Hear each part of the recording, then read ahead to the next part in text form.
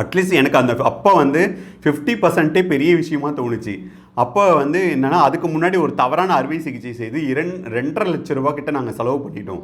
அப்போ சர்ஜரிக்கு காசு இல்லை. அப்போ நான் வந்து முருகர்கிட்ட வேண்டேன், அப்பா நீ சொன்ன மாதிரி உங்ககிட்ட வேண்டினபடி அவர் வந்து சர்ஜரி பண்ணணும்னு ஒத்துக்கிட்டாரு.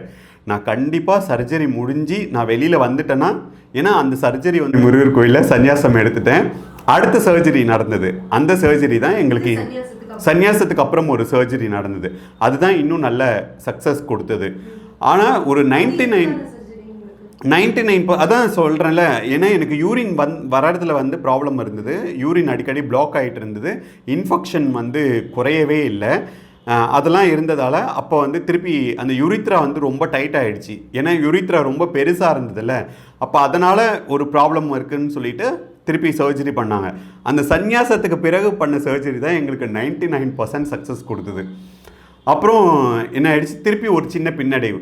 திருப்பி சர்ஜரி தொடர்ச்சியாக சர்ஜரி பண்ணதால் கிட்டத்தட்ட 6 சர்ஜரி பண்ணதால் அல்சர் ஃபார்ம் ஆகிட்டு இவ்வளோ பெருசு உள்ளார வந்து புண்ணு வந்து போயிட்டு ஆறவே இல்லை. என்னென்னவோ அவரும் ட்ரீட்மெண்ட் பண்ணி பார்க்குறாரு, ஆறவே இல்லை. ரொம்ப கஷ்டமாயிடுச்சு. அப்புறம் இப்போ இந்த வருஷம் பிப்ரவரியில் வந்து திருப்பி 7வது சர்ஜரி பிளான் பண்ணோம். அப்போது சார் என்ன சொன்னார்னா, எதுவுமே வேணாம், டோட்டலாக எல்லாத்தையுமே எடுத்துருவோம், நீங்கள் என்ன சொல்கிறீங்க அப்படி